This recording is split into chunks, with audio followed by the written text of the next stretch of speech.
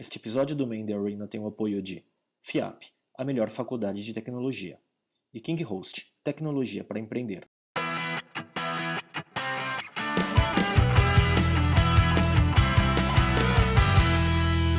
Olá, amigos. Esse é o Man the Arena, um videocast sobre empreendedorismo e cultura digital. Eu sou o Léo Cuba. Eu sou o Miguel Cavalcante. Hoje a gente tem a satisfação de ter com a gente aqui o Marcelo Tripoli, que é CEO da Sapient Nitro Brasil. Muito bom ter você. Obrigado por aceitar o nosso convite. Prazer, é um prazer estar aqui com vocês, poder compartilhar histórias aí de muito tempo no mercado, né? A gente se sente até um pouco velhinho nessa situação e poder dividir um pouco do que a gente tem vivido no mercado tão em ebulição quanto o nosso. Você tem bastante tempo de internet, isso, né, é um negócio muito bacana, viver várias ondas e tal. Conta um pouco dessa história até aqui, assim, o que te mais marcou, por onde você passou, o que você acha mais relevante contar pra gente? Tem uma história bastante interessante, que é como que eu entrei nessa área de internet, de comunicação, de agência. Quando eu era pequeno, eu sempre tive o desejo de ser médico, né? Não sei porquê, não tenho a menor... Já tentei até perguntar para o terapeuta de onde veio esse desejo enrustido e nunca consegui colocar isso para fora, esse negócio de ser médico, de trabalhar com medicina. Mas eu sempre fui aquele geekzinho da casa, né? Sempre gostei de configurar o videocassete. Meu pai ganhou um MSX em 86, e o MSX na época ele era um computador que ele vinha com drive de fita cassete, porque o disquete de 5 1/4, que é a evolução da fita cassete, ele era muito caro. Então a fita cassete era um processo mais barato, né?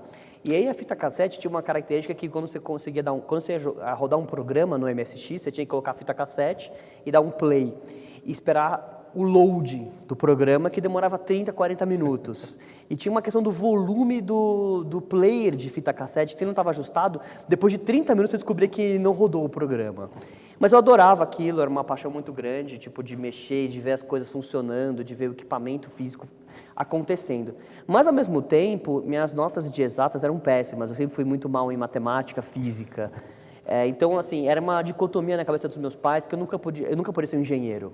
Porque como é que pode, né, um engenheiro que vai mal que não gosta de matemática, que vai mal em matemática? E aí, obviamente, essa questão de medicina era aquela coisa de infância, querer ser astronauta, médico, nunca foi para frente. Engenheiro não podia ser, porque tinha esse problema. Então, como conciliar um gosto pela inovação, pela tecnologia, pelo futuro, ao mesmo tempo com uma pessoa que gosta mais de humanas, gosta de conversar, gosta de estar em contato com outras pessoas, gosta de entender um pouco mais o lado humano. E aí eu fui trabalhar, fiz um estágio quando eu estava no colegial, numa empresa chamada Cybermind. Um amigo meu trabalhava nessa empresa. E o que fazia a Cybermind? Ela fazia quiosques multimídia. Então ela fazia para ponto de venda, normalmente era feito isso. O Unilever era um dos clientes naquela época. Aí você tinha uns botões de toque, os CD-ROMs e tudo mais. Eu fiquei 6 meses e fiquei alucinado. Falei, é isso que eu quero para minha vida. E aí, como todo jovem, ansioso, né, que quer tudo para ontem, acha que vai dominar o mundo com 2 passos, eu saí da Cybermind depois de 6 meses e montei a minha primeira empresa com 17 anos, que chamava MTM. Marcelo Tripoli Moraes. Super original o nome, né? Super criativo. O último M era o quê? Moraes. E eu nunca usei profissionalmente o nome Moraes, porque é um nome muito comum, né? Então, eu sempre usei Marcelo Tripoli. Então, é engraçado que meu e-mail é Marcelo Tripoli, mas... Sempre que eu vou num hotel, até hoje, quando eu fiz uma reserva de hotel para mim, ia colocar no e-mail Marcelo Tripoli, só que meu documento vai com Marcelo Moraes, meus pacotes da Amazon nunca chegam no lugar. Porque, tipo, o e-mail não bate com o endereço que está no cadastro do hotel. Então, eu comecei essa empresa com 17 anos, movido por essa vontade de fazer alguma coisa que tivesse na intersecção da tecnologia com a comunicação. Aí, depois de muitos anos, né, você vê o Steve Jobs falando isso na biografia dele, né, que é o grande mérito da Apple, o grande mérito do trabalho do Steve Jobs era estar na congruência, né? Tudo faz sentido. Sim. Mas na época que eu comecei a empresa, com 17 anos, não tinha a menor ideia do que fazer. E essa primeira empresa, qual que foi a MTM, né? Eu até estava falando antes da gravação com o Marcelo que ele não lembra, mas eu lembro de uma reunião que eu tive com ele quando ele tinha lá seus 18 anos. Eu achava que a MTM era Marcelo Tripoli Mídia, alguma coisa assim.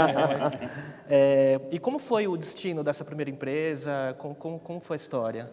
Então, a MTM, ela nasceu no momento onde a internet comercial no Brasil tinha começado a fazer há 2 anos. Né? A gente teve a primeira conexão da Embratel oficialmente liberada para pessoas físicas e não universidades em 96 para 97. Muito experimental ainda, acho que aí em 97 para 98 isso começou a ser aberto mais.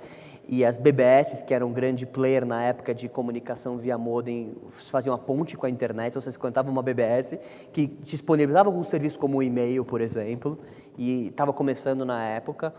Então era muito trabalho que a gente fazia de multimídia mesmo, ou seja, o trabalho que eu aprendi no estágio que eu fiz de 6 meses era um pouco do trabalho. E eu lembro muito bem que o primeiro cliente que eu fiz um projeto, eu tinha que apresentar para o cliente. E eu não tinha um notebook, porque o notebook custava uma fortuna, assim, era um negócio assim, tipo, igual comprar um carro. Para mim, naquela época, era um negócio impensável. Então eu peguei a CPU do meu computador, e o cliente não tinha um computador para ver o trabalho que eu tinha feito para ele. Você vendeu bem pra caramba, meu. Eu vendi, não sei como que eu vendi. Ele nem tinha computador. Ele não tinha como ver o trabalho. E aí o que acontece é que eu peguei e levei o CPU embaixo do meu braço, fui lá, liguei na mesa dele e mostrei, ó, isso aqui vai funcionar assim, assim, assado. E eu acho que ele devia ter pensado assim, deixa eu tirar esse moleque da minha frente, deixa eu falar que sim para ele, né? E aí eu estava ouvindo vocês conversarem aqui, né? E concordo super com a questão da perseverança, né? Ou seja, desde o primeiro dia que eu comecei meu primeiro empreendedorismo, era muito fácil desistir. Tipo, todos os dias eu tinha milhares de sinais na minha frente dizendo, não vai dar certo. Tem a menor chance de dar certo isso, né? Então, desde esse, né, como é que você vai mostrar um trabalho se você não tem um computador, se a pessoa não está interessada, né? Então, eu acho que a perseverança, de longe, é a característica mais importante de um empreendedor, independente da área que ele vai atuar, porque os desafios são muito grandes, principalmente no país que a gente vive, né? Acho que o país que a gente vive, infelizmente, é um país que... E ser empreendedor em qualquer lugar do mundo é um desafio, a gente nunca está preparado, mas especialmente no Brasil, esse desafio acho que ele é um pouco maior do que em outros mercados, pelas dificuldades que a gente tem no nosso país. Os problemas se potencializam à enésima potência, né? Questões tributárias, difícil mão fazer de negócio obra, aqui, né? com certeza. Começar um negócio. Mas você está falando da perseverança. No meu escritório tem um quadro do Gap in Void lá, Hugh que MacLeod. que é a tradução livre, alguma coisa assim, tipo, fazer isso é idiota, é imbecil, é uma completa perda de tempo, coisa mais imbecil que alguém poderia fazer, mas eu vou fazer assim mesmo. Porque eu acho assim, em muitos momentos tem esse... Quando eu estava na faculdade, né, e aí assim, eu entrei na faculdade e já tinha começado já tinha esse negócio da produtora. Então, assim, primeiro que eu tive que ter eu tive que ter um suporte muito grande dos meus amigos na faculdade, porque eu não conseguia, tipo, eu tinha reuniões de manhã para passar nas aulas, para passar na chamada, né? Então, eu acho que a faculdade, para mim, ela foi uma coisa que eu tive que conciliar junto com o trabalho. E ela teve pouquíssima interferência no trabalho. Então, não é por acaso que a gente vê a história de vários empreendedores americanos, onde muitos largam a faculdade no meio, né? Porque, infelizmente, eu acho que a gente ainda tem um gap muito grande entre o mundo do empreendedorismo, o mundo das startups e o mundo acadêmico, né? Acho que a gente tem algumas exceções no Brasil, acho que a gente tem algumas exceções bacanas aqui, mas são exceções. Sim. Via de regra, a dedicação para a faculdade, ela não é um acelerador para você empreender. Pelo contrário, o que o empreendedor mais precisa é de tempo, né? Já que a gente está falando de perseverança, a gente está falando ao mesmo tempo de dedicação. Né? Acho que são essas duas coisas, né? Perseverança e dedicação que andam juntos, né? Então, é a tua prioridade número 1, número 2, número 3. E quando é a tua prioridade número 2, número 3, a sua vida pessoal acaba ficando comprometida e a sua vida acadêmica vai ficando comprometida também. Sim. E isso aconteceu comigo. E aí, depois da primeira empresa, veio a sua segunda, que foi a iThink, que foi um grande trabalho que você teve aí da tua vida de evangelizar o mercado de para onde esse mercado da comunicação e tecnologia estava confluindo, né? Então, conta um pouco dessa história de como começou e qual foi a visão que você procurou implementar tanto no negócio, assim. Quando a MTM ela cresceu, e ela cresceu bastante de 97 para 2000, né? Quando chegou no ano 2000, eu percebi que a empresa estava numa encruzilhada, né? E acho que todo empreendedor passa um pouco por isso. Você tem uma primeira onda de crescimento, aí você chega num ponto que você pode morrer na praia ou dar um segundo passo. Eu não tinha nenhuma experiência. E o que eu percebi é que no ano 2000, muitas startups começaram no Brasil por causa da bolha de internet. Então eu comecei a perder gente. Eu comecei a não ter a menor condição de competir em salários para manter... Eu tinha uma equipe na época de 40 pessoas e não conseguia manter essas pessoas porque elas faziam proposta todos os dias. Para ser sócios, ia ter IPOs, 1000 IPOs. IPO era IPO no almoço e IPO na janta. Uma moita, sai 3 IPOs. Sai um monte de IPO, assim, world domination, né? E aí eu falei, gente, aí eu cheguei à conclusão e aí eu cheguei a uma conclusão que eu acho que todo empreendedor acaba chegando em algum momento da vida, que é let it go, não há... A empresa é uma coisa, a pessoa física é outra. Então, assim, eu falei, essa empresa não vai resistir a isso. Então, vamos se juntar a essa onda, ou você surfa a onda ou você cai da onda, né? Então, eu acabei vendendo, não era meu interesse, eu nunca montei a empresa, e eu acho que isso foi uma coisa muito importante na minha vida, para vender. Nunca fiz um business plan que tinha uma data de saída ou uma estratégia de saída no começo. Sempre montei um negócio que tinha que ser sustentável e tinha que dar lucro do dia 1, até porque não teve nem investimento. A MTM nunca teve... O founding era minha mãe emprestando um quarto para mim começar a empresa. A empresa começou literalmente num quarto de casa antes de montar o primeiro escritório. E aí o que acabou acontecendo é que eu fui procurado por alguns investidores na época. Tive ajuda de amigos meus que entendiam de finanças, porque eu não sabia nem sabia o que era um valuation, como fazer um business plan de uma empresa, era um negócio totalmente empírico. E aí eu acabei vendendo essa empresa para o grupo Cemex, que é um grupo mexicano, que é um dos maiores grupos do mundo, uma holding que tinha criado uma empresa chamada CX Network para investir na América Latina. E essa empresa, ela comprou a MLab, que era a maior agência digital naquela época, e comprou a MTM, e juntou tudo e formou o que eles chamavam de Neores, que era uma consultoria para a América Latina. Então eu passei 2 anos da minha vida, e os anos, metade do ano 2000 até o começo em 2002, 2 anos, como funcionário dessa operação que tinha absorvido a MTM, eu brinco que foi meu MBA, assim, tipo, eu brinco que eu tive uma maturidade muito grande durante esses 2 anos, porque os meus 2 chefes, e era a primeira vez que eu tinha um chefe na minha vida, eram um ex-McKinsey e um ex-BCG. Então eles me ensinaram muito do mercado de consultoria, porque o objetivo da MTM, que virou Neores, era ser uma consultoria, era uma empresa de estratégia, uma empresa que ia ajudar as empresas a entrar na nova economia. Essa era a pretensão. Tanto é que a gente olhava naquele momento, e o nosso benchmark eram empresas americanas como a Sapient. Então eu olhava a Sapient naquele momento e falava, nossa, um dia eu quero ser a Sapient. Porque era a empresa referência para a gente nessa nova economia. Um novo tipo de consultoria, né? E a gente até brincava, enquanto todo mundo na corrida do ouro, a gente quer vender paz e picaretas. Né? Então, tipo, era um outro jeito de pegar a onda da nova economia.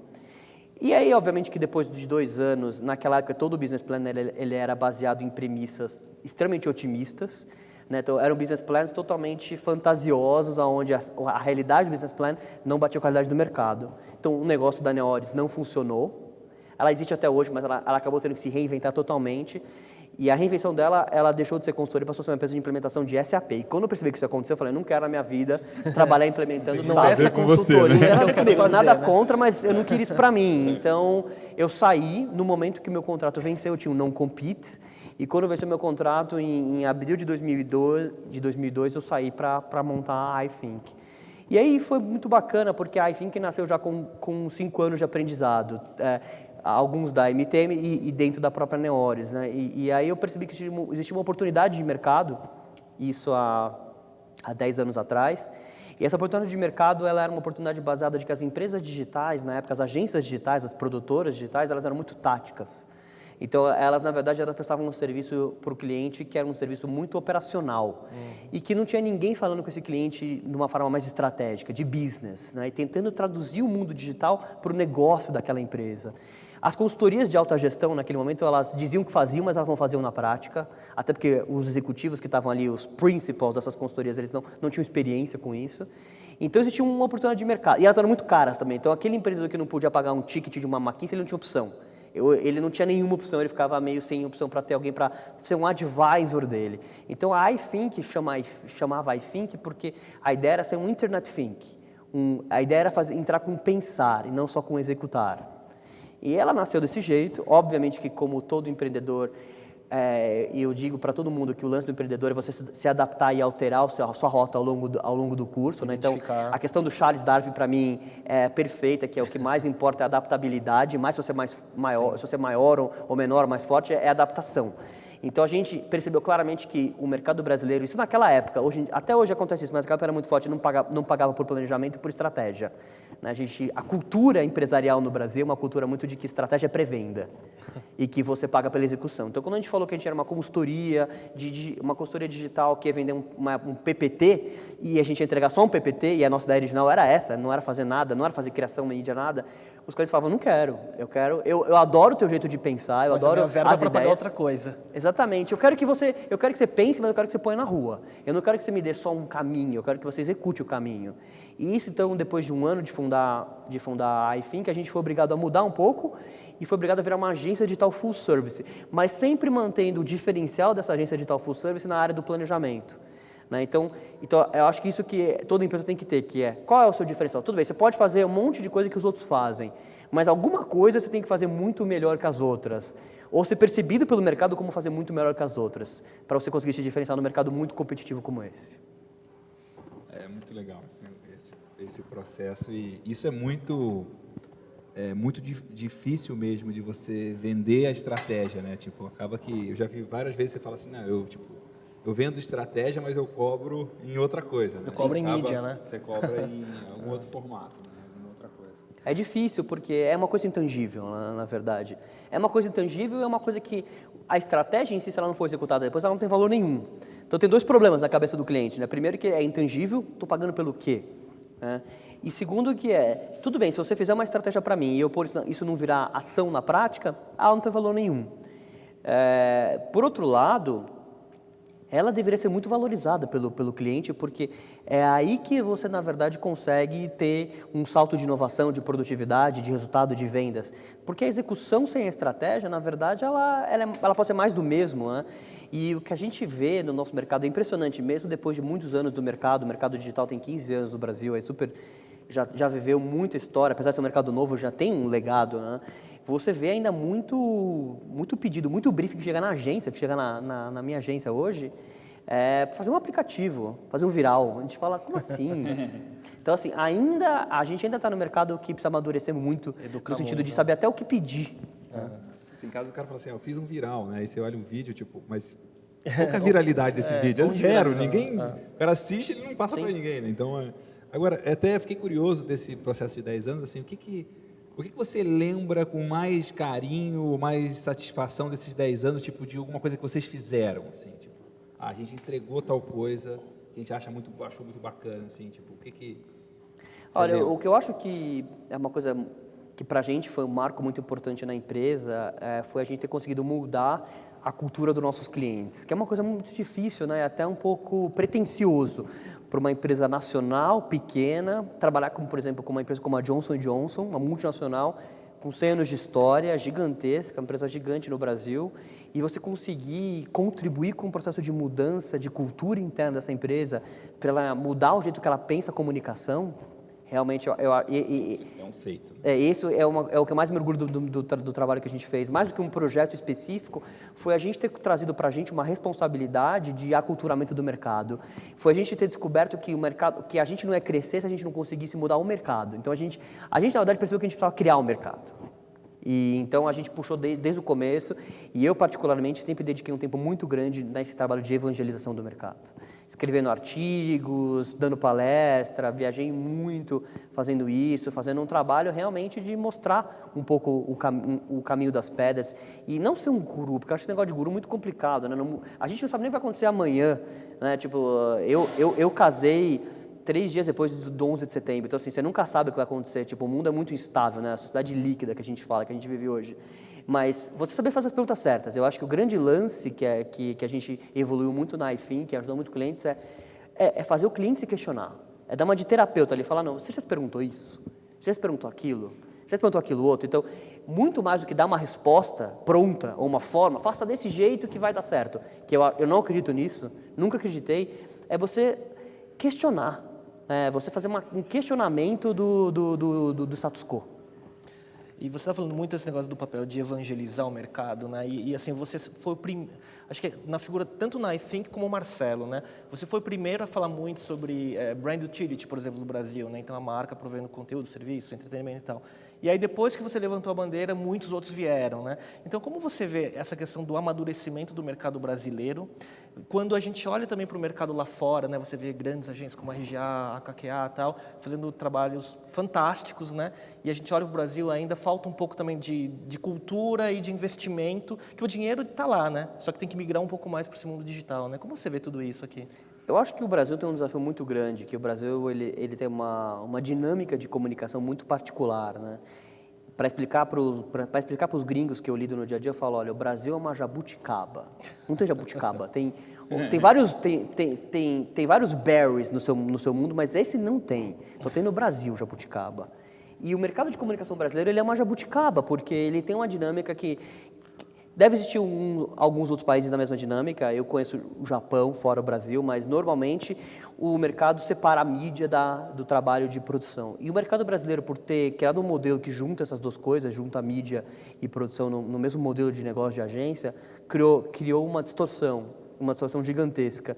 Mas uma distorção que durante muitos anos foi uma distorção que funcionou muito bem tanto para o anunciante quanto para a agência, quanto para os veículos. Então, assim, é ainda uma relação ganha-ganha-ganha, que agora, de alguns anos para cá, ela passou a ser um pouco menos ganha, na minha opinião, para o anunciante. Para o veículo e para a agência, ela continua sendo muito ganha. Você pega as networks globais, as agências brasileiras, elas estão as que têm as melhores margens do mundo. Assim, tipo, você vê o resultado financeiro de qualquer network global que está em vários mercados, que você pode comparar um mercado com outro, e o EBITDA das agências brasileiras é superior a qualquer outro. Então, assim, é um negócio ótimo para a agência, um negócio ótimo para o veículo. E um negócio muito bom para os anunciantes sempre foi. Agora, os anunciantes começam a perceber que talvez essa fórmula, que funcionou muito bem nos últimos 50 anos, precise ser revisitada. Não ser jogada no lixo de uma hora para outra, mas precisa sofrer ajustes, precisa sofrer uma evolução. Mas eu acho que para a inovação da comunicação, essa fórmula ela realmente funciona contra. Sim. E ela freia a inovação, porque toda inovação tem risco. Então, por que eu vou trocar o certo pelo duvidoso, sendo que o certo dá tão certo? E sendo que o duvidoso é tão duvidoso? Sim.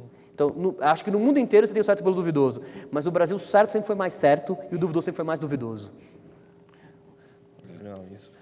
E o que você acha, assim, especificamente no mercado de tecnologia e no mercado de digital, qual a tendência que a gente está seguindo, qual é o futuro que você vê aqui no Brasil e em que prazo? Como você enxerga o mercado se transformando? Eu acho que toda mudança está acontecendo e vai acontecer por causa da mudança de comportamento do consumidor. Eu acho que se o consumidor não muda, nada muda no mercado de comunicação. Afinal de contas, as marcas elas só fazem o que elas fazem para vender produto. No final das contas, nenhuma marca faz nada na vida dela com outro objetivo a não ser market share, aumento do ticket. Isso é um negócio, né? E muitas vezes as pessoas confundem e acham que tem algum objetivo, e acham errado uma marca colocar como primeiro objetivo a venda. É o business, a gente vive no mundo capitalista. Então, eu acho que conforme os hábitos do consumidor têm se intensificado na mudança, eu acho que tem obrigado as marcas, e aí as marcas acabam arrastando toda a indústria. Então, o ecossistema de comunicação, a pressão, na minha visão, começa no consumidor, o consumidor transfere isso para o anunciante transfere isso para os seus fornecedores. Essa curva, ela varia de indústria para indústria, e ela varia de acordo com o perfil da empresa, mais conservadora ou menos conservadora, mas ela acontece uma hora a outra.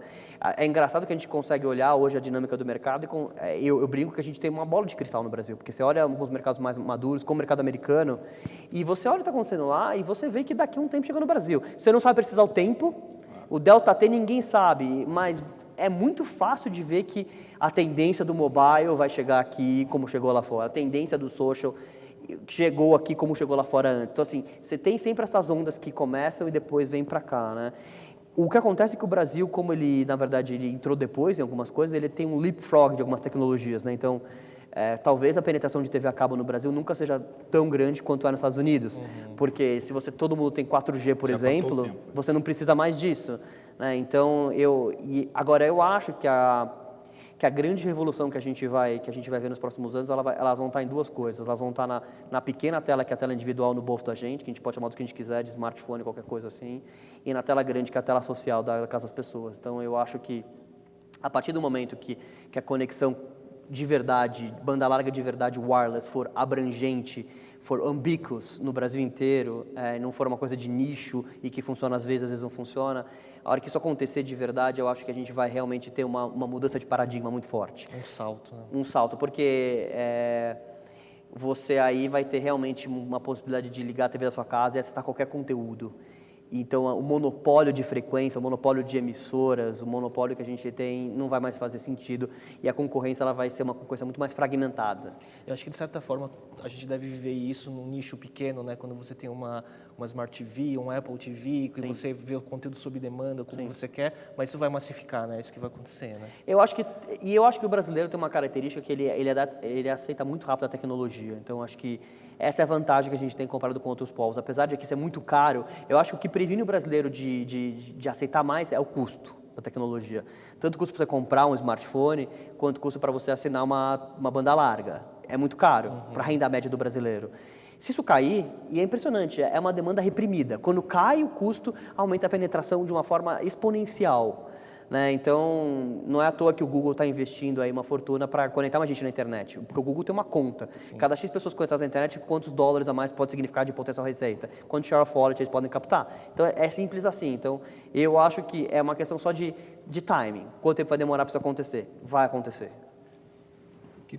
Eu queria voltar um pouco do negócio de você evangelizar o mercado, que você é das pessoas que eu conheço que mais participa de evento, né, que mais está indo procurar entender o que está acontecendo de última tecnologia, de última novidade, e está sempre trazendo isso para o mercado de novo. Então, e eu acho que isso é muito importante, assim, inúmeras empresas, né, não só uma agência, mas pode se beneficiar de ser uma fonte de conteúdo, de ser uma referência, de ser considerado expert. Então, você contar um pouco desse processo de construção do Marcelo Tripoli, expert em diversos assuntos, e como que você fez isso como pessoa física e como pessoa jurídica, e o que onde isso se mistura, o que né? você tem de lição para isso, de aprendizado nisso aí? Eu acho que a gente vive num momento muito interessante do mundo hoje, onde as ferramentas de distribuição de conteúdo elas são abundantes. Né? Então, há 20 anos atrás, 30 anos atrás, se você quisesse ser uma pessoa que ia ser um gerador de conteúdo, você precisava ser amigo de um jornalista.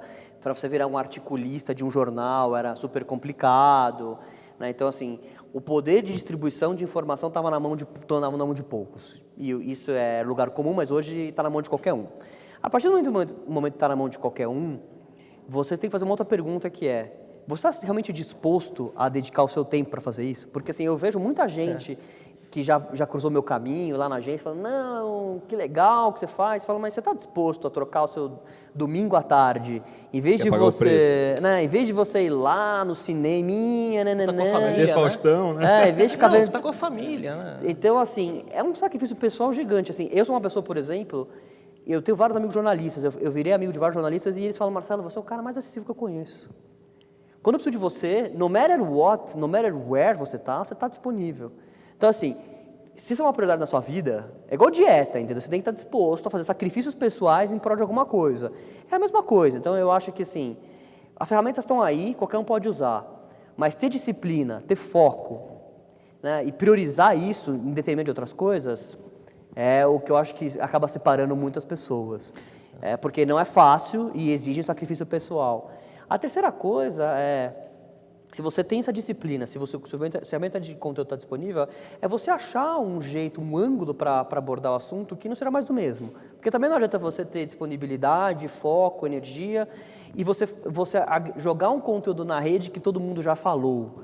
Né? Mas esse eu acho que é o mais fácil dos três, para ser sincero, porque sempre tem um novo ângulo, sempre tem um jeito diferente de abordar, né? E acho que também tem um pouco de não se importar com os trolls, né? Desde que eu sou muito amigo do Marcelo Taz, né? Ele sempre falou, Marcelo, don't feed the trolls, porque assim, quanto mais você gera conteúdo, mais a chance das pessoas jogarem sempre dizendo que não é bom o conteúdo, porque é muito mais fácil você criticar alguém que está gerando conteúdo do que você gerar conteúdo, né? Então assim, eu sempre precisei desconsiderar isso, entendeu? Porque se você entrar numa pilha de levar em consideração isso, você acaba parando, né? Você desmotiva. Nossa, estou aqui fazendo um artigo, eu estou aqui gravando um vídeo, e nego vai falar mal, vai falar que não concorda com nada, não vou mais fazer. Eu já vi gente parando por causa disso. Ainda mais alguém como você que está levantando a bandeira do novo, né? Sim. De para onde o mundo está indo, né? Então... é difícil, Meus amigos sempre falam que eu sou meio Dom Quixote, assim, sabe? Tipo, porque não é... Ainda mais no mercado... E nosso mercado é meio tabu, né? É um mercado que tem muitos assuntos tabus. E acho que tem uma coisa também que é a cultura do brasileiro, né? A cultura do brasileiro, normalmente, é uma cultura de não levantar o contraditório, né? E se você levanta o contraditório, se você der uma opinião diferente, é facilmente você taxado como chato. Olha o cara que é o chato, mala, que está falando um negócio que não concorda. Se eu discordo de você é uma coisa pessoal, né? Então, É pessoal. amigos não ficam contra mim, né? É um negócio... É um país de muita paixão, né? Paixão de futebol, e essa paixão vira dinâmica corporativa também. Então assim, você tem que estar com a cabeça muito tranquila e checar na sua listinha ali todas as coisas para conseguir passar por isso. E sucesso incomoda também, tem outras questões de cultura, né, no Brasil que são complexas, né? E aí, voltando na história da iThink, né, por tudo isso que vocês passaram, aconteceu de novo, né? Uma nova venda, né? Então, como é que foi esse processo e o que foi de diferente dessa vez para você? Foi muito diferente da primeira vez, porque nada como 10 anos fazem na sua cabeça de experiência, né? Ou seja, eu acho que meu pai sempre fala, o mundo perfeito seria um corpo de 20 com a cabeça de 50, 40, mas isso ainda é impossível, Mas você gasta né? o seu corpo para ter a cabeça de 50. Não é? As pessoas... Então, assim, no nosso caso, né, a gente cresceu muito, né, se tornou uma das maiores agências digitais independentes do mercado, e como o mercado digital é o mercado que mais cresce dentro do mercado de comunicação, a gente passou a ser assediado por todos os players globais, né? E muita gente falou que a gente perdeu o time, eu escutei muito isso nos últimos 3 anos. Vocês não venderam, na hora perderam o timing. Porque a gente realmente foi, acho que, uma das últimas agências que tinha um porte muito grande a vender, a fazer um negócio. E a gente sempre teve muito claro que o nosso negócio, a gente não montou um business para vender. Então, se a gente montou um business para vender, o business continuava lucrativo e continuava crescendo, a gente achava que a gente não tinha por que fazer uma venda a qualquer preço. Por outro lado, a gente percebia que o nosso mercado era um mercado que devagarzinho está se consolidando. Ele é um mercado muito pouco consolidado. Você pega provavelmente as 10 principais agências digitais, elas não devem ter nem 30% do mercado. É um mercado ainda muito pulverizado. Mas existe claramente um movimento de consolidação, a consolidação ela vai acontecer e a gente também percebia que a gente perdia algumas oportunidades de algumas empresas muito bacanas, de clientes bacanas, por ser uma empresa local. Não, eu só trabalho com agências que têm, no mínimo, presença regional. Com rede, né? Então a gente percebeu que, na verdade, assim, isso tinha virado um problema e uma ameaça ao nosso negócio, mas a gente não queria fechar um negócio a qualquer jeito. Então a gente, durante 2 anos, recebeu proposta de todas as 5 principais networks que existem no mundo, propuseram a compra da iThink, com propostas formais, né? E aí a gente tomou uma decisão. A primeira decisão que eu acho muito sábia foi separar o sócio que estava tocando o negócio do sócio que quer negociar com o investidor. Porque esse negócio de negociação com o investidor, assim, consome uma energia desgraçada. As pessoas não têm noção quanto. Assim, ninguém que não passou por isso imagina o tempo que isso toma e o foco que isso traz. Então, assim, felizmente a gente sentou, eu e o meu sócio principal, que é o Luiz Trindade, e a gente falou, olha, Luiz, você vai cuidar da venda da agência e eu vou cuidar da agência. Dos clientes, né? Eu vou cuidar dos clientes, porque senão a gente vai ter o que vender. Não quebra a empresa. Né? E eu já vi histórias dessa, de o cara pôr toda a energia dele numa negociação que não dá certo. E existem empresas que compram agências e compram qualquer negócio que acabam se aproveitando dessa situação. Que a negociação dura tanto que o valor do business diminui, e aí você paga mais barato. Infelizmente, existe esse tipo de coisa, né? Então, assim, a gente decidiu. E a gente está ali com a agência forte no dia a dia crescendo, deixou a gente muito forte na negociação com os potenciais sócios. Não, você precisa baixar, você precisa aceitar, não precisa aceitar nada, não quero e ponto final. Então a gente conseguiu manter isso, porque a gente tinha 2 tracks separados. Meu sócio ficou durante 1 ano e meio, só fazia isso, ele não fazia mais nada no dia dele. Advogado, assessor financeiro, reuniões. E milhares de reuniões. E aí, de todas as propostas que a gente recebeu, a gente recebeu uma visita da Sapient para conhecer a gente, né? E aí eu lembrei daquela história que eu falei para vocês no começo, que quando eu montei a primeira empresa, eu achava a Sapient, falava, não, a Sapient fez o IG, né? A Sapient foi a gente construiu o primeiro portal do IG no Brasil. E o Amélia. Os 2 principais projetos da Sapient na época da bolha foram esses 2. E eu via, e uma vez eu estava com uma pessoa que tinha feito o projeto que tinha trabalhado no Amélia junto com a Sapient, eu vi o blueprint de como que a Sapient desenhava a arquitetura de informação, e era um book de 100 páginas, eu falava, nossa, que animal, um dia eu quero trabalhar com os caras tão foda, que eu admiro. Eu acho muito legal você ter um sócio que você admira, que você fala, nossa, eu admiro esse cara. Sim. Não fiz um negócio financeiro só. E aí eu falei, nossa, seria realmente muito bacana se a gente conseguir fazer um negócio. E eu falei isso pra eles, primeira reunião, eles, cara, assim, 6 americanos ali, eu falei, olha, eu admiro o negócio de vocês, eu admiro o negócio de vocês, contei essa história, tudo, eles já ficaram tudo felizes, né? E aí o nosso namoro... o nosso namoro demorou 13 meses. Da primeira reunião que eles foram lá na agência, que a gente apresentou, até o dia 16 de janeiro de 2003, onde a gente assinou o contrato e fez o announcement para o mercado, demoraram 13 meses. muito sangue frio, muito, tipo, em vários momentos nesses 3 meses que a gente falou, não vai fechar. Não vai fechar, desencana, realmente dá uma novela, assim, a narrativa, né, tem reviravoltas, tem a jornada do herói completa ali, né, o momento de inflexão, onde você fala, meu, ferrou tudo, mocinhos e bandidos, entendeu? Mas a gente, desde o começo, a gente percebeu que a nossa cultura, a cultura da iFink, os valores que a gente acredita eram muito parecidos com os valores deles. O que fez a gente decidir pela Sapient, que não foi, de longe, a melhor proposta financeira que a gente recebeu, foi o fit. Foi a admiração mútua, os dois lados, eles deixaram claro que admiravam o outro. As pessoas que a gente ia trabalhar, o meu chefe hoje, que é o diretor de criação global da Sapient, vendeu a agência dele para a Sapient há 6 anos atrás, e depois que acabou o earnout, ele ficou. Então, para mim, isso foi muito significativo. O cara vendeu, Isso é muito difícil ficou muito rico vendendo a agência dele, e podia ter feito qualquer coisa da vida dele e resolveu ficar com o funcionário. Ele é um funcionário da empresa hoje. Então, isso para mim, falou, tem alguma coisa aqui.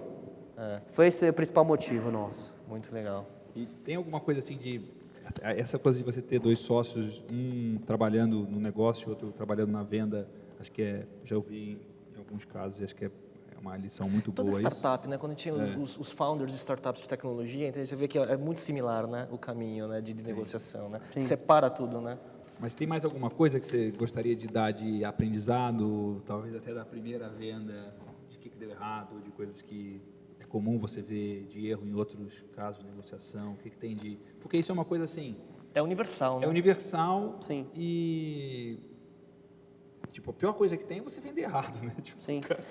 Eu acho, na verdade, que algumas lições que a gente teve na venda da agência e serve para outras vezes também primeiro, você tem que ser bem assessorado. Assim, faz toda a diferença do mundo quem está do teu lado te apoiando numa área que você não conhece na negociação. E no caso de agência especificamente, você está sempre negociando com alguém que sabe muito mais que você. Tipo, se você negocia com as networks, por exemplo, elas têm uma área de M&A. Elas fazem isso todas as vezes. Fizeram então, assim, mais de 100 vezes. É né? muito desleal o processo, na minha opinião, porque é uma negociação de desiguais. O cara sabe o que você vai perguntar, ele sabe que resposta que ele vai dar. O medo que você tem. O contrato que ele tem para você é um contrato feito para favorecer ele, obviamente. E se você não tem um bom advogado, o contrato vai ser aquele. Então, assim, o contrato sempre começa 100% desfavorável ao empreendedor, porque a proposta do contrato é do comprador, normalmente. E não tem nada de errado nisso, o cara está defendendo os interesses dele. Ele também já teve problemas, o negócio para ele também é um negócio de risco. Então, ele está fazendo o papel dele ali de colocar um hedge no contrato dele. Só que toda a negociação significa um equilíbrio entre as duas partes. Só que para você trazer equilíbrio, você trazer conhecimento e nivelar conhecimento. Então, assim, você está bem assessorado. E, assim, se você tem um sócio que faz parte do seu negócio, que é um sócio financeiro, parabéns para você. Eu recomendo todo mundo que tenha fortemente sócios que tenham um know-how, um background de finanças muito forte. Eu não tive essa sorte, nem eu nem o meu sócio de área de finanças. Então, a gente precisou de um assessor financeiro e de um assessor jurídico. E faz toda a diferença na negociação. Faz toda a diferença na negociação para você estar seguro da decisão que você está tomando e para você não errar na decisão. Agora, mais do que isso, mais do que o assessor, que eu acho que é uma coisa importante, você tem que saber o que você espera, a expectativa que você tem com a venda da empresa, com o seu sócio. E você tem que estressar essas expectativas dos dois lados. Então, a gente, durante 13 meses, teve várias conversas, tipo, o que vocês querem aqui no Brasil? O que vocês querem com a gente? O que vocês querem globalmente? Eu visitei 6 escritórios da Sapient antes de fechar o negócio. Porque eu queria ter certeza do que eu estava ouvindo aqui deles era o que acontecia mesmo. Então, eu viajei por conta da iFink, pagando os custos para 6 escritórios da Sapient no mundo, para conhecer, para investigar. Então, e não tem que ter pressa. Tipo, a pressa é inimiga de um bom negócio. Não sei quem falou recentemente para mim, eu tenho pressa, por isso eu vou devagar. É isso. Alguém falou. Isso? Tipo, não, foi um dono de agência também que eu conversei. Na dúvida, fica parado. Sim. Né? Não anda para frente. E também, assim, normalmente por empreendedor é um negócio da vida dele. O cara está comprando, é mais um negócio. E para você estar vendendo, é um negócio da sua vida. Tipo, a maior parte das pessoas não é empreendedor serial, não vai montar uma porrada de negócio. O cara fez um negócio ali, ele tem um negócio. Aquele é o ativo que ele criou para a vida dele. Sim. Então, assim, tem realmente que ter muita calma nessa hora. E, Marcelo, falando de coisas assim, o que vem pela frente? Como que você está vendo a Sapient? O que vocês estão empreendendo lá? Quais são as novidades que vocês estão olhando para o futuro? A Sapient ela é a maior agência digital dos Estados Unidos, né? A gente estava até falando isso antes de começar a gravação, que a Sapient é muito low profile e é um dos meus papéis mudar isso, porque eu não acredito muito em você fazer uma artista fazer propaganda para os outros, não fazer propaganda de você. Então, assim, eu nunca fui low profile, I think nunca fui low profile, e um dos papéis que eu tô Deu tentando... certo pra caramba. E funcionou, É, né? mas com conteúdo, né? Tendo o que falar, né? Não, isso é fundamental, Então. porque senão você vai falar só um eco que depois vai parar. E, então, a Sapient, na verdade, ela é a maior, quase ninguém sabe, mas ela é a maior artista dos Estados Unidos, pelo Ad Age, terceira maior do mundo, uma empresa que faturou $1 bilhão globalmente, tem 10 mil funcionários. Então, ela é uma empresa que, em qualquer mercado que ela entra, ela quer buscar liderança, e no mercado brasileiro não vai ser diferente, né? Então, não é uma liderança a qualquer preço, mas a gente quer se posicionar aí entre aí as 3 maiores agências digitais do mercado brasileiro. Eu não diria nem só digitais, mas as 3 melhores e mais focadas prestadoras de serviço de comunicação do mercado brasileiro. E para isso a Sapient está investindo muito, investindo em contratação, investindo em processo, investindo em estruturar o negócio, porque a Sapient sempre trabalha coisas muito sustentáveis. Então, assim, o mercado está aqui e não vai sair daqui. Então, não é para o ano que vem necessariamente, mas é um projeto de longo prazo da companhia aqui. Então, eu acho que a gente está fazendo esse ano um ano de transição. Para mim tem sido um aprendizado e diferente da primeira vez da outra empresa, porque agora, de fato, eu estou trabalhando numa corporação global. A Neores era uma startup de corporação global. Agora eu trabalho numa corporação que tem 20 anos, que tem 150 vice-presidentes. Então, assim, para mim está sendo um aprendizado e um desafio pessoal de sair de uma estrutura ágil, que se adaptava muito facilmente ao ambiente e tomava decisões muito rápidas, para uma estrutura que não toma decisões rápidas, que não é tão ágil, mas que tem muito knowledge, que tem muita gente que pode fazer a diferença. É outro jogo, né? É outro jogo. E esse ano tem sido um ano de aprendizado para mim, de muita humildade, de aprender e de fazer uma transição no negócio. Então, provavelmente o mercado brasileiro vai sentir a Sapient Nitro em 2014, operando full no Brasil. Eu tenho um projeto pessoal, que é um projeto paralelo ao projeto da Sapient, que é escrever um livro, que é tentar condensar e tornar atemporal, né? Porque tem uma coisa que me incomoda um pouco aqui no mundo que a gente vive hoje, que se gera tanto conteúdo, o conteúdo é meio descartável, né? Eu mesmo, precisei fazer um levantamento até para esse meu projeto de o que eu já escrevi. Não acho que eu escrevi tudo que eu escrevi, tudo que eu já publiquei de conteúdo. Os conteúdos, eles desaparecem com os bits. E eu quero escrever um livro, então, assim, e isso eu nem tinha falado publicamente ainda. Já comecei esse projeto para fazer para o ano que vem. Que legal. Muito legal, muito legal. Esse negócio de escrever livro dá trabalho. E é bem mais difícil do que escrever 100 posts ou 200 posts, né? Não tem nem comparação, né? E, Marcelo, para finalizar, assim, nessa mais de uma década empreendendo, qual lição de empreendedorismo você gostaria de deixar para o público do videocast, que não é só o pessoal do mercado de comunicação, mas também de startups de tecnologia, venture capital e por aí vai? Olha, eu acho que uma lição que vale para qualquer empreendimento, de qualquer coisa, eu já falei várias coisas aqui, né, como perseverança, foco, né, doação, né, e eu acho que isso, por mais que isso pareça meio que lugar comum, checklist de qualquer artigo de empreendedorismo, realmente faz a diferença. Eu acho que a lição que eu posso falar um pouco, que não é uma lição, é mais um entendimento que eu aprendi a duras penas aí durante muitos anos, é que a parte mais fácil do trabalho é a parte das ideias. Assim, esse lance de transpiração versus, né, ideia é total verdade, né? A gente pode acabar a nossa gravação aqui, tomar um chopp e ter 1000 ideias. E não, eu desenho um guardanapo ali. Agora, o que eu vejo por aí de ideia mal executada, de empreendedores que vêm me procurar ou que eu acabo esbarrando, e você vê que a ideia era muito boa, mas ela foi muito mal executada, né? Então, eu acho que muitas vezes o empreendedor brasileiro, como a gente tem uma cultura muito de curto prazo e tudo mais, muitas vezes isso é levado para a execução das coisas, e a execução é minimizada, ou seja, aquela parte do polishment, que é, né, você pegar um negócio que ele está 90% feito e os últimos 10% é o que faria toda a diferença para ele ser um bom produto ou um mau produto, você pula fora, porque você quer lançar logo, né? Então, outro dia eu tive com um empreendedor que chegou todo empolgado para mim, contando a ideia dele, e eu fiz 4 perguntas e o negócio do cara não ficou de pé na 4ª pergunta. Ele nunca tinha se feito, porque ele estava tão... Então, eu acho que... Tão perto, né? Tão de perto, assim. Então, assim, a ideia dele foi, enxergava. puta, Marcelo, obrigado, você me falou isso, eu não tinha parado para pensar.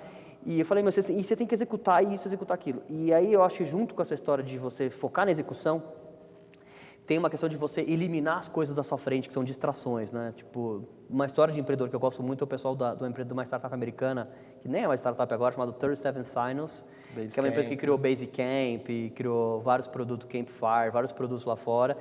E ele escreveu 2 livros, né? E um dos livros ele fala que o grande desafio é desistir das ideias. Né? Você tem 10 ideias ali para um produto você tende a achar que quanto mais features o teu produto tem, melhor ele vai ser. Mais chance de ser bem-sucedido. E muitas vezes é o contrário. Quanto mais features você põe, menor vai ser a dedicação que você vai ter para cada feature e a experiência vai ser pior daquele produto. Então, você focar e você reduzir o teu escopo de atuação, em vez de ter um escopo assim, mas ser o melhor naquilo, né? Principalmente, todo empreendedor, ele começa num nicho. Por mais que o projeto do empreendedor seja ter um negócio altamente escalável para as massas, ele não começa assim. Então, se ele começa por um nicho, você tem que fazer muito bem uma coisa. Se você quer fazer bem muitas coisas, você nunca vai conseguir. Vai se diluir demais, né? Você vai se diluir demais e você vai ser mais um. E aí você não vai se diferenciar. Engraçado que você está falando do pessoal da 37 Signals, porque... só que na área de produto, eles têm uma filosofia muito parecida com a sua, né? Porque eles fazem muito bem feito o negócio deles e os fundadores são muito evangelizadores de mercado para falar de simplicidade. Sim. Escrevendo livros e falando, palestrando, né? Jason Fried e o David Hanson. Então, eu acho que essa história é uma história muito bacana, porque... Eu acho que muitas vezes, na ânsia de fazer, o empreendedor ele não se preocupa tanto com a execução, ele minimiza a execução e, ao mesmo tempo, ele tende a achar que por mais features ou por mais recursos ali, vai fazer o produto ficar melhor e muitas vezes é o contrário. Legal. Bom. É muito bom. Puxa vida. É isso aí, Marcelo. Obrigado pela sua presença. Acho que tem muita história aqui que acho que não foi contada em nenhum outro programa ou nenhuma outra entrevista sua. E agradecer. Pessoal, a gente volta... Muito obrigado e a gente vai te chamar de novo para você vir contar quando você lançar o livro. Vai ser no Claro. final do ano que vem, é isso? Vai ser no final do ano que vem. Eu agradeço o convite de vocês. Eu parabenizo vocês pela iniciativa de um conteúdo voltado para essa área, porque eu acho que tem... Eu queria muito, quando eu comecei a empreender, ter um videocast como esse para poder assistir e tudo mais. Então, eu realmente acho que esse tipo de conteúdo é extremamente relevante para o nosso mercado. Parabéns. Obrigado, Marcelo. Obrigado. A gente volta no próximo episódio. Tchau, pessoal.